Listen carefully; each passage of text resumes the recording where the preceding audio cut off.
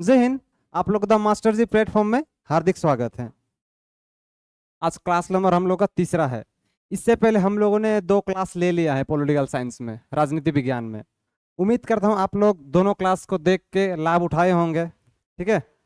और आप लोग को डेली क्लास में जुड़ना ही है, क्योंकि आप लोग ने इसमें कुछ इन्वेस्ट किया है तो उसका फायदा आप लोग को होना ही चाहिए। नहीं तो यदि आप लोग सिर्फ क्लास परचेस करेंगे और पढ़ेंगे ही नहीं तो क्या फायदा होगा आप लोग का क्लास परचेस किया हुआ। ठीक है।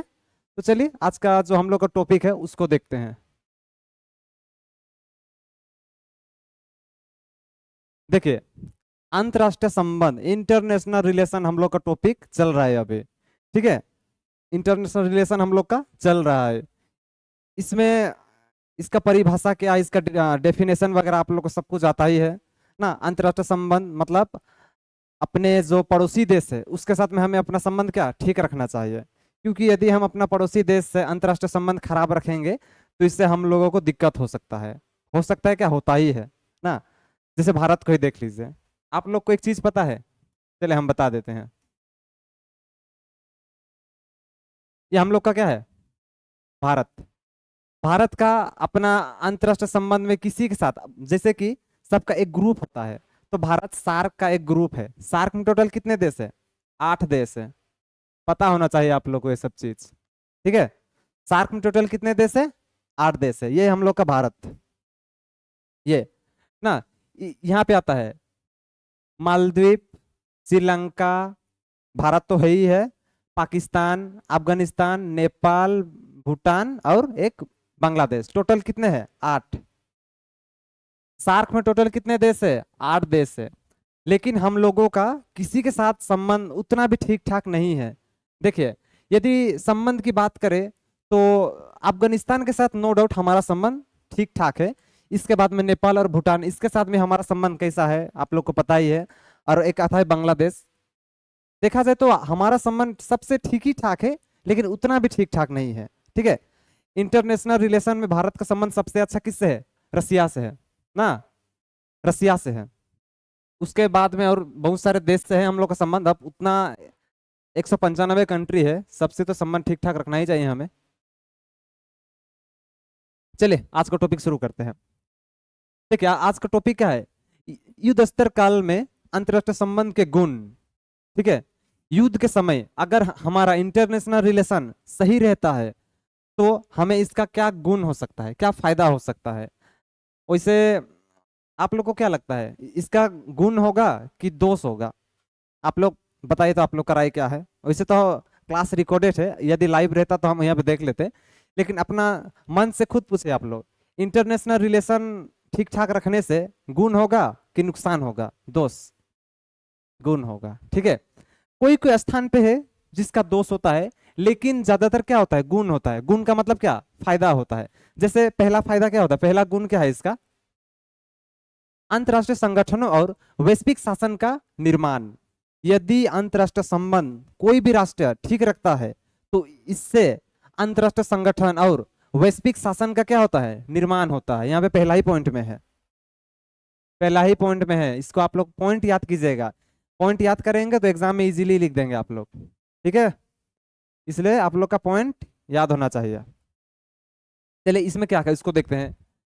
युद्ध स्तर की काल एक प्रमुख उपलब्धि यह रही है कि अंतरराष्ट्रीय संगठनों का निर्माण हुआ जिन्होंने शांति, स्थिरता, सहयोग को बढ़ावा बढ़ावा देने में महत्वपूर्ण भूमिका निभाई। 1945 में स्थापित संयुक्त राज्य यूएनए कूटनीति, शांति स्थापना और संघर्ष समाधान के लिए एक केंद्रीय मंच बन गया। यूएन ओ, यूनाइटेड नेशन ऑर्गेनाइजेशन। ठीक है, इसका फुल फॉर्म है। इसका स्थापना क्यों किया गया था, ताकि युद्ध ना हो, इसीलिए यूएनओ का स्थापना किया गया था। ठीक है, उसी को देखना है। 1945 में स्थापित संयुक्त राज्य यूएन कूटनीति, शांति स्थापना और संघर्ष समाधान के लिए एक केंद्रीय मंच बन गया। इसके संगठन से कई अंतरराष्ट्रीय संघर्षों को पूर्ण पैमाने पर युद्ध में बदलने से रोकने में मदद मिली। ठीक है, यूएनओ का स्थापना इसीलिए किया गया था क्योंकि जब सेकेंड वर्ल्ड वार हुआ उस टाइम पे पूरा वर्ल्ड का बहुत क्षति हुआ था। इसी को मद्देनजर रखते हुए विश्व में क्या बनाया गया, यूएनओ जैसा एक संस्था बनाया गया। यूएनओ के कारण अभी थर्ड वर्ल्ड वार नहीं हो रहा है। यदि यूएनओ नहीं रहेगा तो क्या पता थर्ड वर्ल्ड वार हो भी सकता है। ठीक है, क्योंकि युद्ध हमेशा चलता ही रहता है, विश्व कभी शांत होता ही नहीं है। जैसे आप लोग को अभी पता है हमारे भारत पे क्या घटना घटित हुआ है ना। आतंकियों ने हमारे जम्मू कश्मीर में कितने बेगुनाहों को मौत के घाट उतार दिए। तो आतंकवाद कभी भी क्या करे, इससे अपना ही देश को नुकसान होता है। खैर इन सभी बातों को ज्यादा ध्यान नहीं देंगे, क्या कर सकते हैं हम लोग। ठीक है, विश्व बैंक, अंतर्राष्ट्रीय मुद्रा कोष, विश्व स्वास्थ्य संगठन और विश्व व्यापार संगठन जैसे अन्य महत्वपूर्ण संगठन वैश्विक आर्थिक और सामाजिक मुद्दों के प्रबंधन, आर्थिक विकास को बढ़ावा देने और सहयोग सुनिश्चित करने के लिए स्थापित किए गए हैं। क्या चीज का स्थापना किया गया है, यूएनओ का, इसीलिए इसका स्थापना किया गया है। ठीक है, समझ में आ गया। अंतरराष्ट्रीय संगठन, अंतरराष्ट्रीय संगठन का मतलब होता है जितना भी अंतरराष्ट्रीय कंट्री होते हैं वे एक संगठन बनाते हैं। जैसे क्या है, यूएनओ एक क्या है, अंतरराष्ट्रीय संगठन है, जिसे उसमें भारत भी एक सदस्य है। और वैश्विक शासन का अंत होता, मतलब कि वैश्विक शासन का निर्माण होता है। वैश्विक शासन का अर्थ हो गया पूरा वर्ल्ड में एक, वर्ल्ड के तरफ से एक शासन व्यवस्था स्थापित किया जाता है कि कौन सा देश को क्या रूट फॉलो करना चाहिए, क्या करना चाहिए, क्या नहीं करना चाहिए, इन सब को देखा जाता है, समझा जाता है। इसीलिए अंतरराष्ट्रीय संगठन और वैश्विक शासन का निर्माण किया जाता है। तो इंटरनेशनल संबंध का पहला गुण आप लोग ने देख लिया, क्या है, अंतरराष्ट्रीय संगठन और वैश्विक शासन का क्या होना, निर्माण होना। ठीक है, चलिए दूसरा देखते हैं। देखिए, कूटनीति और बहुपक्षवाद के माध्यम से शांति। ठीक है, यदि हम लोग अपना इंटरनेशनल रिलेशन सही रखते हैं तो हमें कूटनीति और बहु बहुपक्षवाद के माध्यम से शांति स्थापित भी होता है। अगर युद्ध को रोकना है, युद्ध का अंत करना है, तो कूटनीति से अच्छा कोई विकल्प है ही नहीं है, क्योंकि कूटनीति के माध्यम से हम लोग दुनिया में शांति ला सकते हैं। ठीक है, तो उसी को बताया गया है। चलिए किस प्रकार से इसको देखते हैं, थोड़ा आप लोग समझने का कोशिश कीजिएगा, क्योंकि हम लोग भी एक टाइम पे पॉलिटिकल साइंस पढ़ा था नया नया। शुरू में तो समझ में नहीं आ रहा था, लेकिन जैसे जैसे क्लास बढ़ते गया सारा क्लास हम लोग को समझ में आते गया। समझने की कोशिश कीजिए आप लोग। इस अवधि में अंतरराष्ट्रीय संबंधों ने कूटनीति और शांतिपूर्वक संघर्ष समाधान पर जोर दिया। हथियार नियंत्रण वार्ता जैसे कूटनीतिक प्रयासों ने शीत युद्ध के दौरान महाशक्तियों के बीच सीधे संघर्ष की संभावना को कम कर दिया। बहुपक्षवाद ने कई देशों ने वैश्विक समस्याओं का हल करने के लिए मिलकर एक काम किया, जिससे युद्ध स्तर अंतरराष्ट्रीय संबंध की एक निर्णायक विशेषता बन गई। संयुक्त राज्य जैसे संगठनों ने देश को गरीबी, मानव अधिकार और विकास जैसे मुद्दों से संयुक्तात्मक ढंग से संबोधित करने में सक्षम बनाया। ठीक है, यदि हम लोग अपना इंटरनेशनल रिलेशन सही रखते हैं तो उस दौरान हमें विश्व में कूटनीति के माध्यम से शांति स्थापित करने का अवसर भी प्राप्त होता है। ठीक है,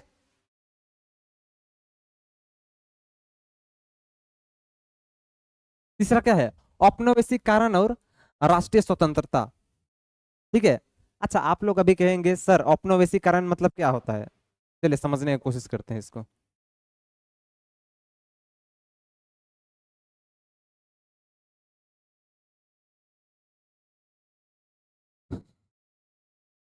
औपनिवेशिक कारण, देखिए पहले आप लोग देखिए, नहीं लिख रहे हम। औपनिवेशिक कारण का मतलब होता है जैसे ब्रिटेन,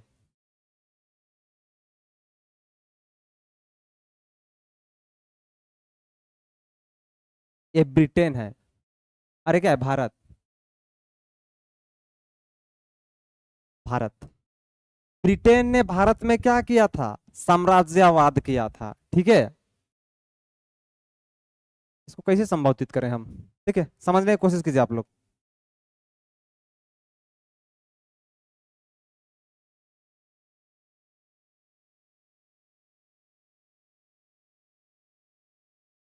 भारत, ठीक है। अच्छा, इस तरफ में क्या है, ब्रिटेन है। देखिए, ब्रिटेन वाले भारत में आए, क्या इन ब्रिटेन वालों का भारत था? नहीं था। ठीक है, लेकिन ब्रिटेन वाले भारत में आके क्या हुए, बस गए। इन ब्रिटेन वाले ने भारत पे क्या किया, साम्राज्यवाद किया। क्या किया, साम्राज्यवाद। और हम लोग क्या हुए, औपनिवेशिक हुए। क्या हुए,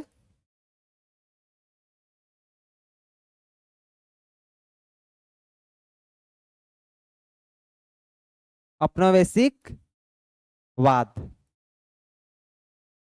अभी समझिए आप लोग, हम क्या कहना चाहते हैं उसको अभी ठीक से समझिएगा। जैसे औपनिवेशिक मतलब होता है पिटाना, वही तो इसका साधारण शब्द है। जैसे ब्रिटेन वाले हमारे भारत में आए, ना ब्रिटेन वालों का भारत था, ना यहाँ का लोग था कोई, ना यहाँ का सेना संपत्ति कुछ भी नहीं था। इसके बावजूद ये लोग कोई दूसरा महाद्वीप से आके भारत में बस गए और हम ही लोग को काम करवाने लगे। तो भारत के लोग क्या हुए, औपनिवेशिक हुए। क्या हुए, औपनिवेशिक हुए। और इन लोगों ने भारत पे क्या किया, साम्राज्यवाद किया। ठीक है, ब्रिटेन वाले भारत में क्या किए, साम्राज्यवाद किए। और हम लोग भारत में क्या हुए, औपनिवेशिकवाद के शिकार हुए। बात समझ में आ गया? साम्राज्यवाद का मतलब होता है जो हम लोग के ऊपर में शासन करता है, और औपनिवेशिक का मतलब होता है जो शासित होता है। जैसे हम लोग क्या हुए, शासित हुए। हम लोग हुए कि नहीं हुए, हुए। अपना ही देश में गुलाम बन के जिए हम लोग। हम लोग गुलाम रहिए, खराब बात नहीं है, खराब बात तो है, लेकिन बहुत सालों तक गुलाम रह गए, ये हमारे लिए खराब बात हो गया। ठीक है, आगे देखते हैं। इसको देख लिए ना। देखिए, औपनिवेशिक कारण और राष्ट्रीय स्वतंत्रता अभी देखते हैं, समझ में आएगा आप लोगों को। युद्ध के बाद की अवधि में एशिया, अफ्रीका और मध्य पूर्व में तेजी से औपनिवेशिकवाद की समाप्ति देखी गई ना।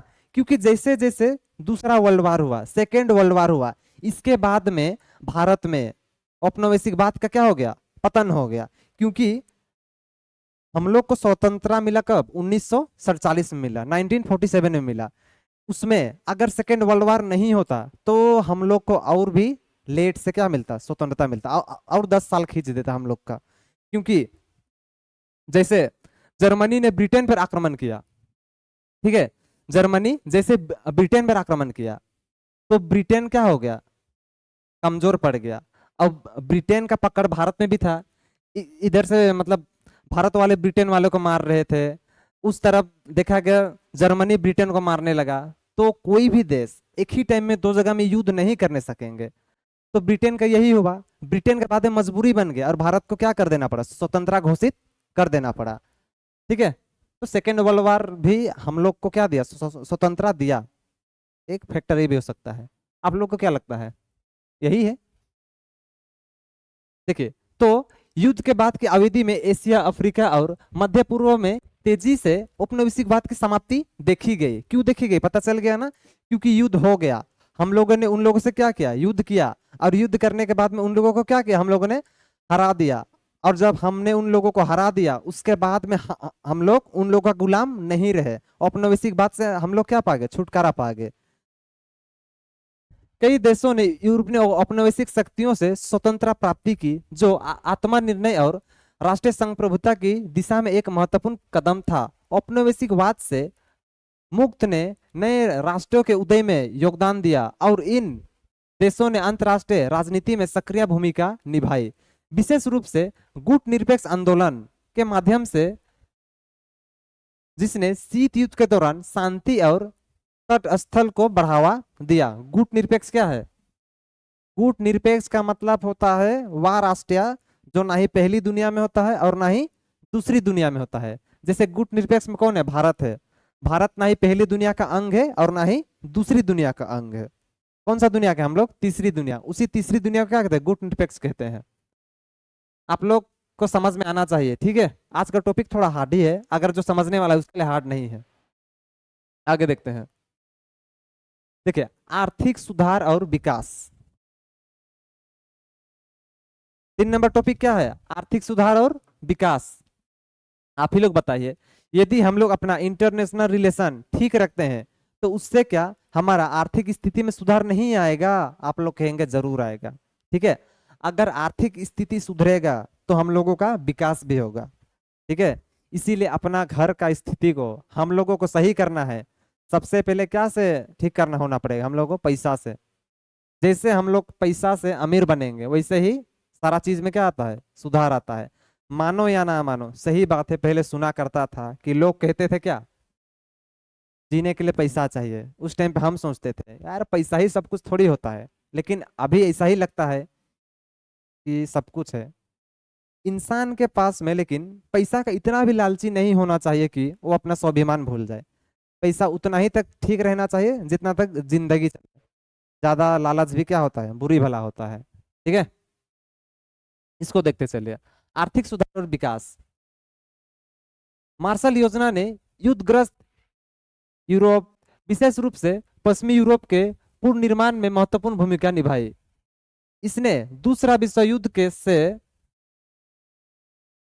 तबत हुए उद्योग, बुद्धिमांदी ढांचे और अर्थव्यवस्था को पुनर्जीवित करने के लिए 12 अरब डॉलर से अधिक की आर्थिक सहायता प्रदान की। औपनिवेशिक आर्थिक व्यवस्था में ब्रिटेन वुड प्रणाली जैसे संस्थाओं का निर्माण हुआ, जिसने स्थित विनिमय दरें स्थापित की और अंतरराष्ट्रीय व्यापार को प्रोत्साहित किया, जिसमें आर्थिक विकास और वैश्विक समृद्धि में योगदान हुआ।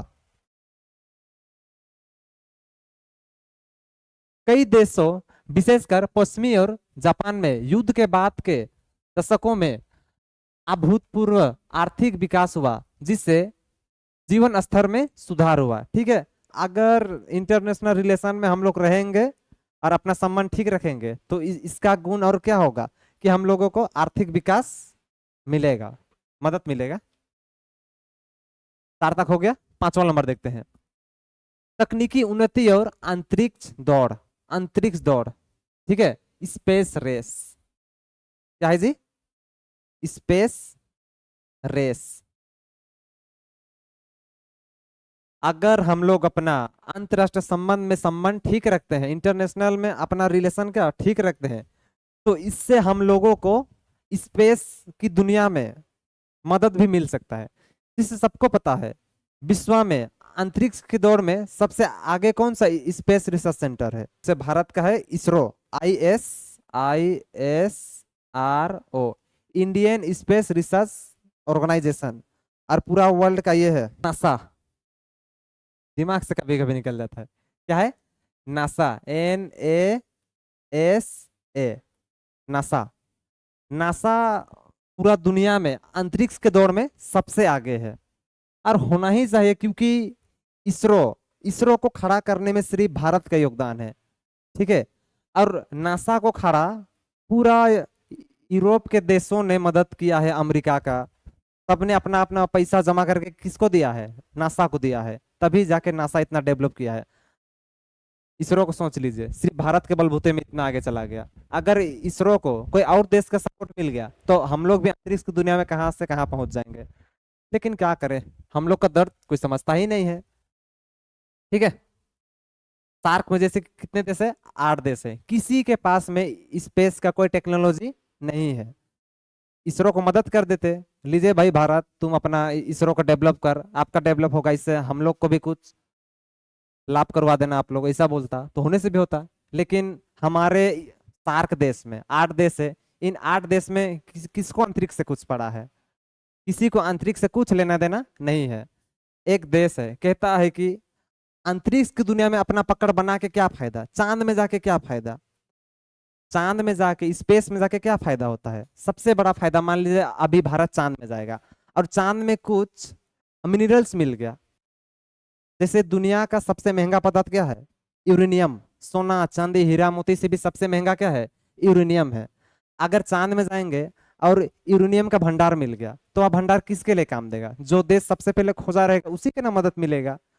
लेकिन हमारे कितने पड़ोसी है, कितने नहीं, एक ही पड़ोसी है जो कहता है कि अंतरिक्ष में जाके क्या फायदा। खैर उन लोगों ने तो अपना एक ये बनाया था, देखा था आप लोगों ने, रॉकेट।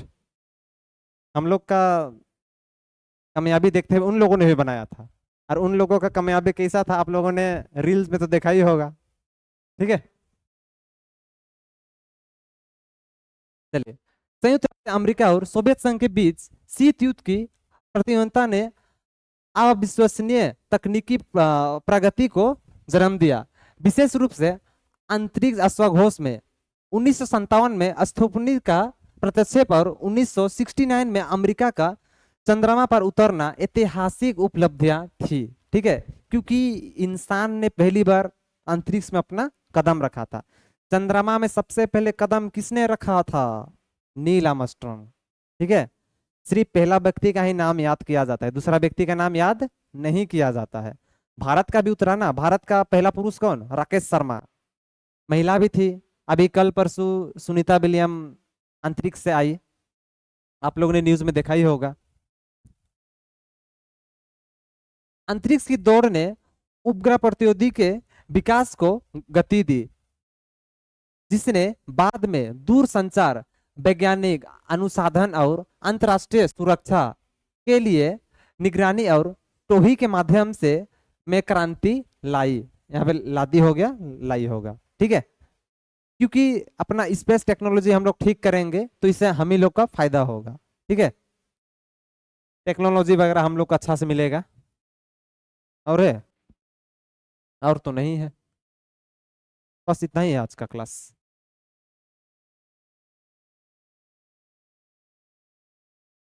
देखिए, आज का क्लास बस इतना ही है, क्योंकि 5 ही टॉपिक है इसमें ना, 5 ही पॉइंट है। आप लोग का बुक में भी शायद 5 ही पॉइंट होगा इसमें, और बाकी ये क्लास कल देखेंगे। आज के लिए इतना ही, तब तक मिलते हैं। जय हिंद, जय भारत।